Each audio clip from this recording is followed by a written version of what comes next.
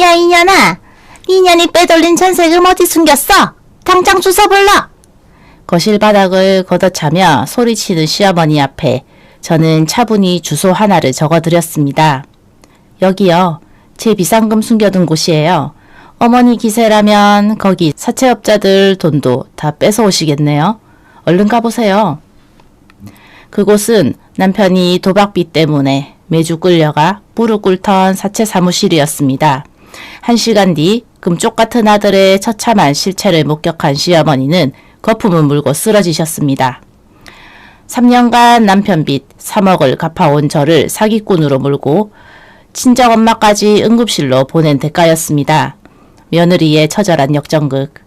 사연 시작 전 구독과 좋아요, 전체 알림 설정 눌러주시고 어디서 듣고 계신지 댓글 남겨주시면 그것으로 소중한 곳에 건강과 평안 그리고 행운이 가득하시길 간절히 바라겠습니다. 오늘의 사연 지금 시작합니다. 안녕하세요. 저는 44살 회계사무소에서 12년을 일했던 평범한 직장인이었습니다. 오늘 제 이야기를 꺼내려니 가슴이 벅차오르네요. 처음부터 이야기하자면 좀 길 텐데 끝까지 들어주시면 감사하겠습니다. 저는 1983년 강릉의 작은 어촌 마을에서 태어났어요. 아버지는 제가 12살 때 바다에서 돌아오지 못하셨고 엄마는 횟집에서 새벽 4시부터 밤 10시까지 일하며 저를 키우셨습니다. 그래서인지 저는 어릴 때부터 숫자에 집착했어요. 숫자는 거짓말을 하지 않으니까요. 1 더하기 1은 언제나 2였고 통장 잔고는 제가 얼마나 열심히 살았는지를 정확하게 보여줬습니다. 2006년 24살에 서울의 한 중견기업 회계팀에 입사했을 때 저는 제 인생이 드디어 궤도에 올랐다고 생각했어요. 첫 월급 187만 원을 받던 날 편의점에서 삼각김밥 하나 사 먹으면서 엄마한테 전화했던 기억이 나네요. 엄마가 전화기 너머로 훌쩍거리시더라고요. 그때는 몰랐어요. 그게 제 인생에서 가장 순수하게 행복했던 순간들이었다는 걸요. 12년 동안 저는 숫자의 세계에서 살았습니다. 전표 한 장, 영수증 한 장 빠뜨리지 않았어요. 선배들이 귀찮다고 대충 넘기는 10원짜리 오차도 저는 밤을 새워서라도 찾아냈습니다. 강박이었을지도 몰라요. 하지만 그 강박 덕분에 저는 팀에서 신뢰받는 사람이 됐고 연봉도 조금씩 올랐습니다. 35이 되던 2018년 저는 아직 미혼이었어요. 주변에서는 걱정 반 시기 반으로 말했죠. 엄마도 명절마다 조심스럽게 물으셨어요. 저는 그냥 웃어 넘겼습니다. 바쁘다고요. 일이 좋다고요. 사실은 무서웠던 거예요. 숫자처럼 정직하지 않은 사람의 마음이 예측할 수 없는 관계가 두려웠던 겁니다. 그해 가을 회사 거래처 행사장에서 진호 씨를 만났습니다. 그 사람은 중견기업 영업부 과장이었어요. 첫인상은 그냥 그랬어요. 순수하고 말수가 적고 눈을 잘 마주치지 못하는 사람. 그런데 이상하게 편했습니다. 화려하게 자기 자랑을 늘어놓는 남자들 틈에서 조용히 제 이야기를 듣고 고개를 끄덕여주는 그 사람이 좋았어요. 3달을 만났습니다. 진호 씨는 매주 토요일마다 제가 사는 원룸 앞까지 와서 저를 픽업했어요. 특별한 데이트는 아니었습니다. 한강공원을 걷거나 동네 분식집에서 떡볶이를 먹거나 그런데 그게 좋았어요. 돈을 펑펑 쓰지 않아도 되는 사람, 조용히 옆에 있어주는 사람. 저는 그런 게 진짜 사랑이라고 믿었습니다. 지금 생각하면 참 바보 같았죠. 그때 저는 보고 싶은 것만 봤던 거예요. 2019년 1월 결혼식을 올렸습니다. 작은 예식장에서 양가 합쳐 80명 정도 모인 소박한 결혼식이었어요. 엄마는 그날 처음으로 한복을 입으셨는데 연신 눈물을 훔치시더라고요. 저도 울었습니다. 드디어 내 가족이 생겼구나. 이제 혼자가 아니구나 싶었어요. 시어머니 오말순 여사를 처음 만난 건 결혼 전 상견례 자리였어요. 경기도 외곽의 낡은 빌라에 사시는 분이었어요. 남편 아버지는 10년 전에 돌아가셨고 시어머니 혼자 남편을 키우셨다고 했습니다. 처음엔 그냥 과묵한 분인 줄 알았어요. 저한테 말을 거의 안 하셨거든요. 나중에 알았죠. 그건 과묵한 게 아니라 저를 탐탁지 않게 여기신 거였어요. 결혼 첫해 명절에 시댁을 방문했을 때였어요. 제가 부엌에서 설거지를 하고 있는데 시어머니가 뒤에서 말씀하셨습니다. 늦은 나이에 시집와서 고맙게 생각해야 할 거 아니야? 저는 아무 말도 못했어요. 그냥 고개만 숙이고 있었습니다. 그때 진호 씨는 거실에서 TV를 보고 있었어요. 다 들렸을 텐데 아무 말도 안 하더라고요.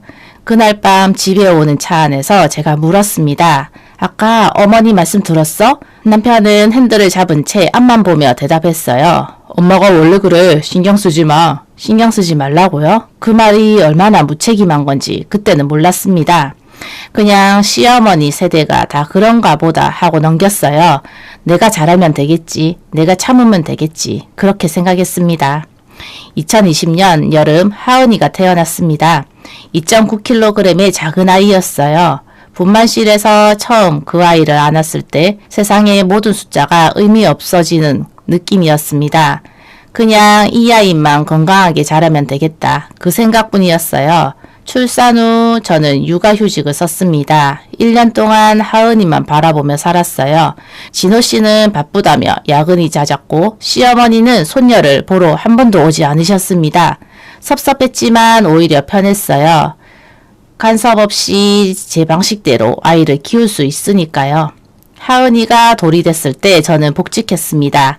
어린이집에 아이를 맡기고 출근하는 첫날 문 앞에서 10분을 울었어요. 그래도 일을 해야 했습니다. 남편 월급만으로는 아이 분유값, 어린이집비, 월세까지 감당이 안 됐거든요. 저는 다시 숫자의 세계로 돌아갔습니다. 그때까지만 해도 저는 몰랐어요. 남편의 월급이 왜 그렇게 빠듯한지, 맞벌이인데 왜 통장에 돈이 안 모이는지 이상하다고 생각은 했습니다. 하지만 물어보면 남편은 항상 같은 대답이었어요. 회사가 요즘 어려워. 조금만 참아. 저는 그 말을 믿었습니다. 아니, 믿고 싶었던 거예요. 의심하면 무너질 것 같으니까요. 그래서 저는 더 열심히 일했습니다. 퇴근 후에 집에서 부업으로 격리 대행을 했어요. 하은이 재우고 새벽 2시까지 컴퓨터 앞에 앉아 장부 정리를 했습니다. 손목이 아파서 밴드를 5개씩 감고 타이핑 했어요. 그렇게 2년이 흘렀습니다. 하은이는 3살이 됐고 저는 41가 됐습니다. 그리고 2023년 봄 제 인생을 송두리째 뒤흔드는 진실과 마주하게 됩니다. 2023년 4월의 어느 토요일이었습니다. 하은이가 어린이집에서 돌아온 정념으로 이틀째 설사를 하고 있었어요. 진호 씨는 또 회사 일이 있다며 아침 일찍 나갔고 저는 혼자 아이를 돌보고 있었습니다. 하은이 기저귀를 갈다가 물티슈가 떨어져서 진호 씨 차에서 가져오려고 주차장에 내려갔어요. 차 문을 열고 조수석 서랍을 뒤지는데 손끝에 뭔가 딱딱한 게 잡혔습니다. 꺼내보니 명함이었어요. 10장도 넘게 뭉쳐 있었습니다. 땡땡 캐피탈, 급전 당일 대출, 24시간 상담 가능. 전부 사채업자 명함이었어요. 그리고 그 밑에 구겨진 종이 한 장. 펼쳐보니 차용증이었습니다. 금액란에 적힌 숫자를 보는 순간 눈앞이 하얘졌습니다. 5천만 원. 손이 덜덜 떨렸습니다. 이게 뭐지? 이게 대체 뭐지? 머릿속이 하얗게 비어버렸어요. 그 자리에서 주저앉아서 한참을 멍하니 있었습니다. 4월인데 바닥이 얼음장처럼 차가웠게 느껴졌어요. 그날 밤 하은이를 재우고 진호 씨를 기다렸습니다. 자정이 넘어서야 돌아온 남편한테 차용증을 내밀었어요. 남편의 얼굴이 새하얗게 질렸습니다. 변명 같은 게 술술 나왔어요. 친구 보증을 잘못 썼다. 금방 갚을 수 있다. 걱정하지 말라. 저는 그 말을 믿지 않았습니다. 12년 동안 숫자를 다뤄온 사람이에요. 거짓말하는 사람의 눈빛이 어떤지 알아요. 남편은 제 눈을 똑바로 쳐다보지 못했습니다. 진짜가? 뭐야? 제대로 말해. 진짜가 뭐야? 제대로 말해. 남편이 소파에 털썩 주저앉았습니다. 그리고 처음으로 진실을 말했어요. 도박이었습니다. 스포츠 토토로 시작해서 온라인 카지노까지 결혼 전부터 했다고 하더군요. 제가 알기로는 5천만 원이 아니었습니다. 3억이야. 3억. 그 숫자가 귀를 때렸습니다. 제 연봉이 3,800만 원이었어요. 8년을 꼬박 일해야 갚을 수 있는 돈이었습니다. 그것도 한 푼도 안 쓰고 모아야요. 저는 그날 밤 밤새 울었습니다. 화장실에 들어가 문을 잠그고 수건으로 입을 틀어막고 울었어요. 하은이가 깰까봐 3살짜리 아이한테 엄마가 우는 모습을 보여주고 싶지 않았습니다. 새벽 4시쯤 정신을 차리고 계산기를 두드렸습니다. 회계사의 본능이었을까요? 감정은 잠시 접어두고 숫자를 분석했어요. 3억 원을 갚으려면 어떻게 해야 하는지, 이자는 얼마인지, 원금은 얼마나 줄일 수 있는지 손이 떨렸지만 멈추지 않았습니다. 그 후로 저는 기계처럼 살았습니다. 감정을 느끼면 무너질 것 같았거든요. 출근하고 일하고 퇴근하고 하은이 돌보고 부업하고 잠들고 그 루틴을 반복했어요. 남편은 도박을 끊겠다고 맹세했습니다. 무릎까지 꿇었어요. 저는 마지막 기회를 줬습니다. 아이를 위해서요. 2023년 한 해 동안 저는 7,200만 원을 벌었습니다. 본업 월급에 부업 수익까지 합친 금액이에요. 잠을 4시간도 못 잤습니다. 손목 건초염이 와서 주사를 3번 맞았어요. 그 돈으로 이자를 막고 조금씩 원금을 갚아 나갔습니다. 그런데 이상했어요. 아무리 갚아도 빚이 줄지 않았습니다. 오히려 늘어나는 것 같았어요. 8월쯤 제가 관리하던 가계부를 다시 들여다봤습니다. 숫자가 안 맞았어요. 분명히 2천만 원을 갚았는데 남은 원금이 3억 2천만 원이었습니다. 남편을 추궁했어요. 또 했더군요. 한 달 전에 또 잃었다고. 그래서 또 빌렸다고. 저는 그 자리에서 기절할 뻔했어요. 진짜로 눈앞이 캄캄해지면서 쓰러질 것 같았습니다. 약속했잖아. 무릎 꿇고 약속했잖아. 나 이렇게 죽어라 일하는 거 안 보여? 남편은 대답하지 않았습니다. 고개를 숙인 채 바닥만 보고 있었어요. 그 순간 깨달았습니다.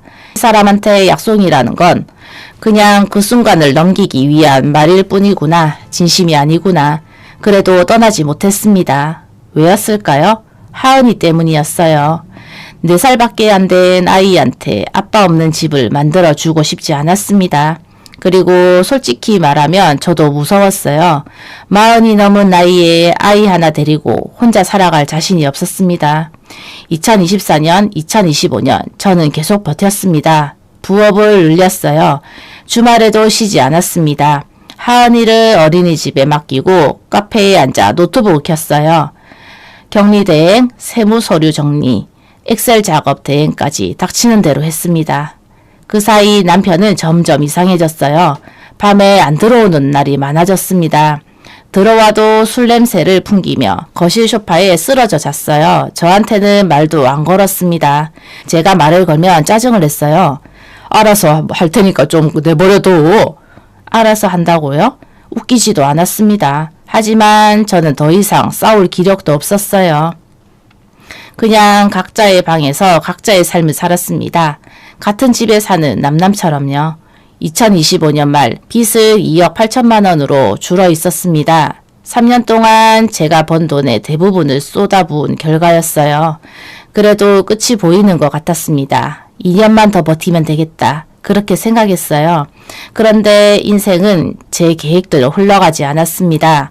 2026년 3월 저는 알게 됐어요. 남편이 또 빚을 졌다는 걸. 이번에는 1억이었습니다. 제가 3년간 갚아놓은 돈을 단 2달 만에 날려버린 거예요. 그리고 그 사실을 알게 된 건 사채업자가 우리 집 현관문을 두드리던 날 밤이었습니다. 2026년 2월 말의 어느 밤이었습니다. 하은이를 재우고 거실에서 부업 서류를 정리하고 있었어요. 시계를 보니 11시가 넘었더라고요. 남편은 또 연락 없이 안 들어오고 있었습니다. 익숙해진 일상이었어요. 그때 현관문이 쾅쾅 울렸습니다. 초인종이 아니라 주먹으로 문을 치는 소리였어요. 심장이 철렁 내려앉았습니다. 이 시간에 누가 저렇게 문을 두드리지? 인터폰 화면을 봤는데 남자 2명이 서 있었어요. 한 명은 검은 패딩을 입었고 다른 한 명은 면바지에 운동화 차림이었어요. 평범해 보이려고 애쓴 것 같은데 눈빛이 평범하지 않았어요. 김진호 씨 부인 맞죠? 문 좀 열어요. 얘기 좀 합시다. 저는 문을 열지 않았습니다. 손이 떨렸지만 최대한 침착하게 대답했어요. 누구세요? 이 시간에 무슨 일이시죠? 남자들이 웃었습니다. 싸늘한 웃음이었어요. 남편 빚 얘기하러 왔는데 1억이요. 이자 포함하면 1억 3천만 원. 머릿속이 하얘졌습니다.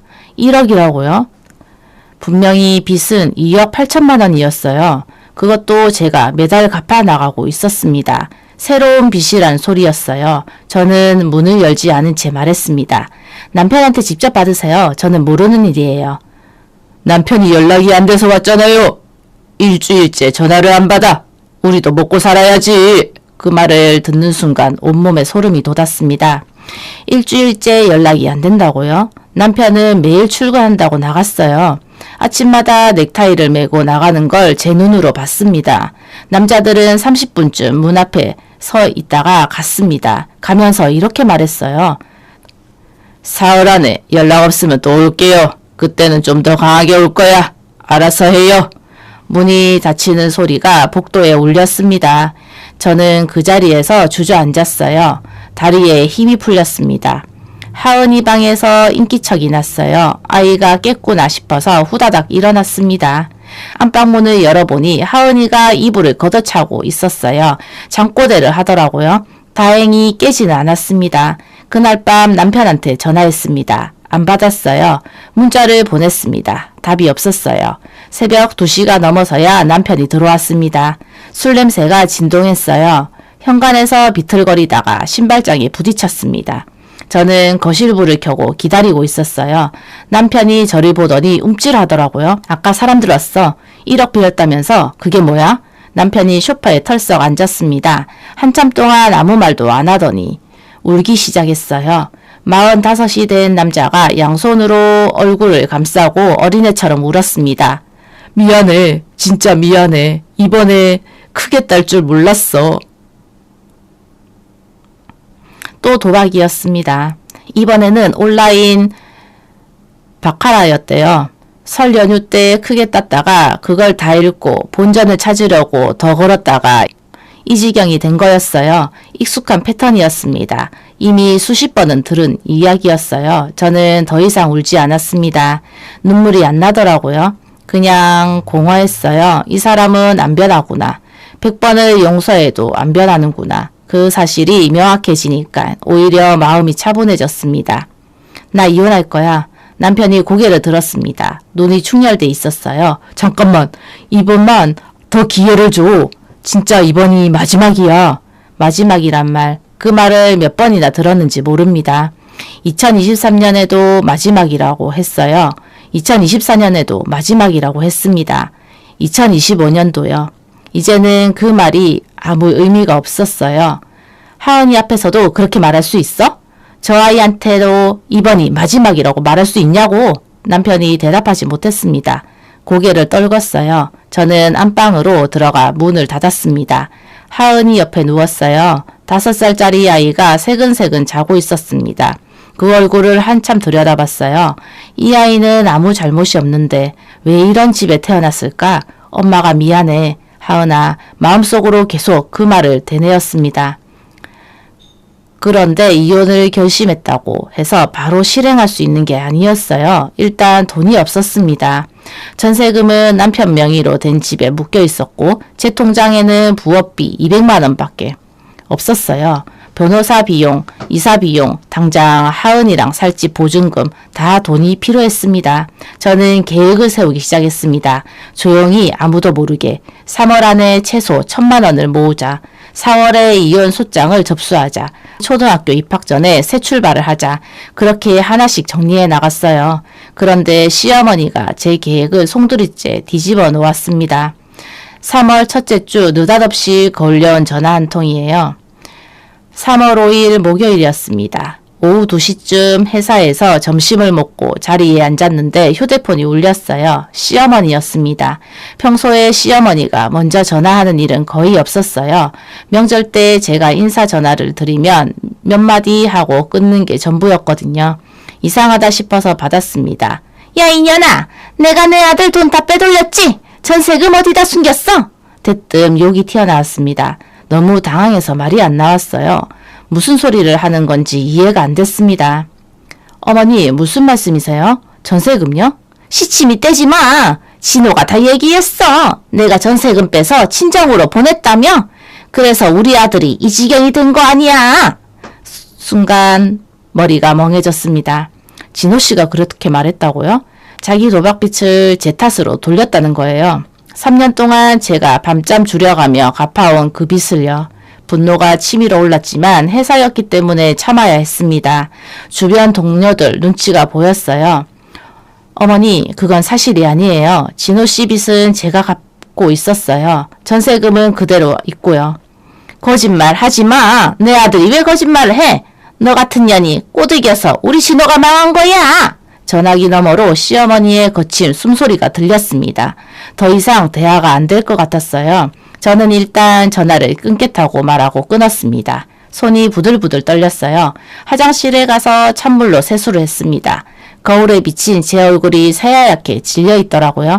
그날 저녁 집에 가서 남편을 추궁했습니다.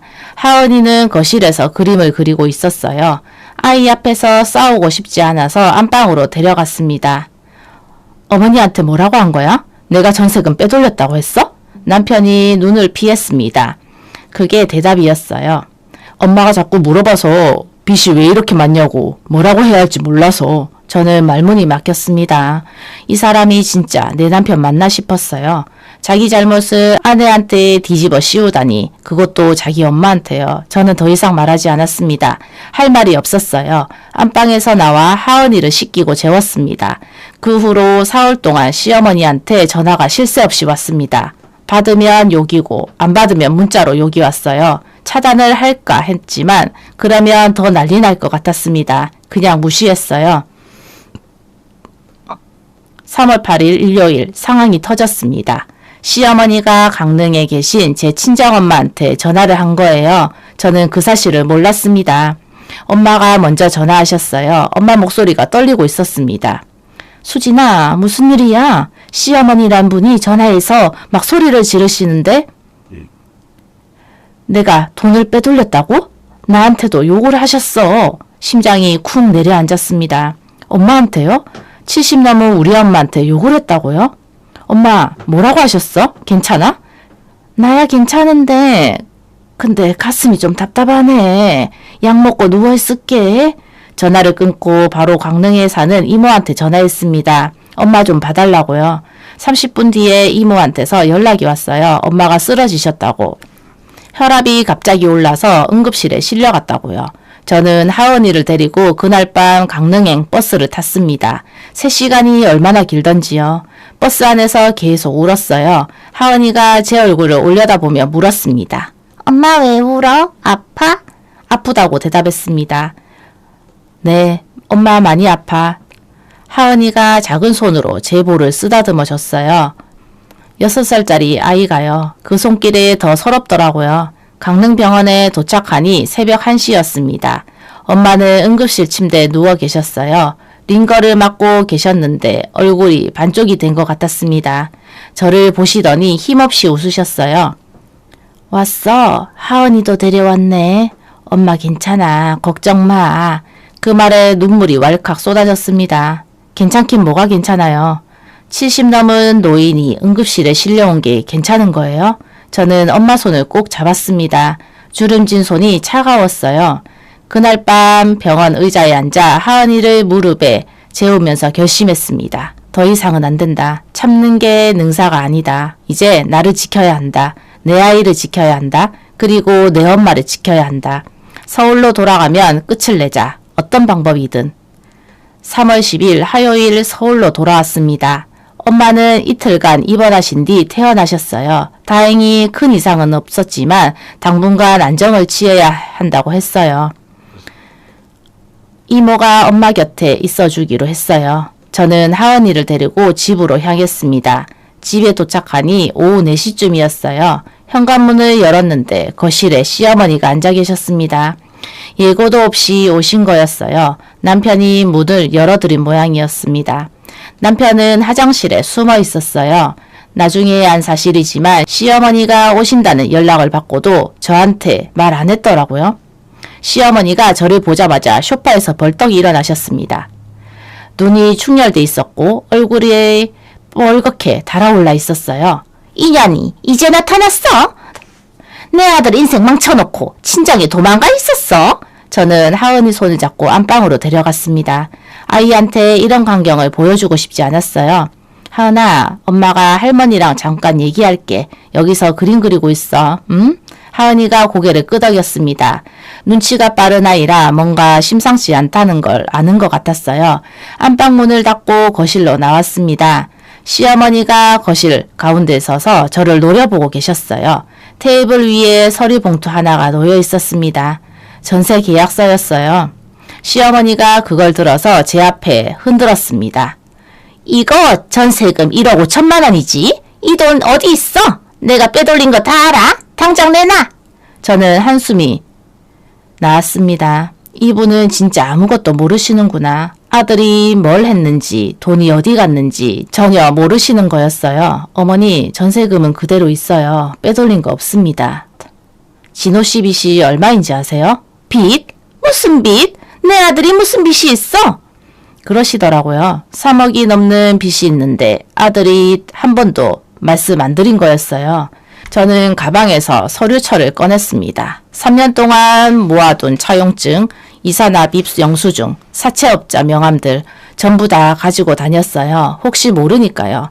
서류들을 테이블 위에 펼쳤습니다. 시어머니가 눈을 크게 뜨셨어요. 종이들을 하나씩 집어들더니 손이 떨리기 시작하셨습니다. 진호 씨가 도박으로 진 빚이에요. 2023년부터 3년 동안 제가 갚아왔어요. 원금만 3억이었고 이자 포함하면 4억 가까이 됐어요. 전세금을 빼돌린 게 아니라 전세금은 건드리지도 못했어요.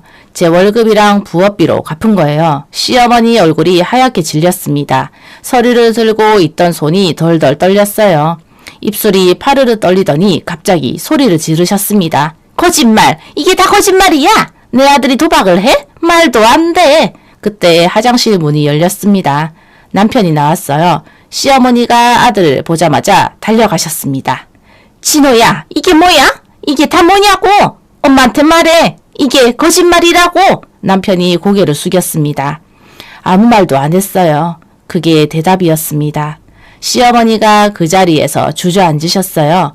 허공을 붙잡으며 울기 시작하셨습니다. 한참을 우시더니 시어머니가 갑자기 저를 쳐다보셨어요. 눈빛이 달라져 있었습니다. 분노에서 뭔가 다른 감정으로 바뀐 것 같았어요. 하지만 사과는 아니었습니다. 그래, 내 아들이 잘못했다 하치자.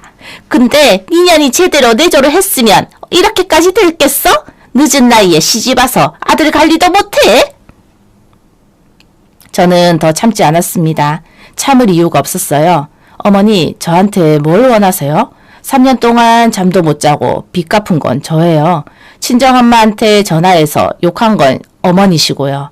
엄마가 그 충격에 응급실에 실려가셨어요. 그건 사과 안 하세요?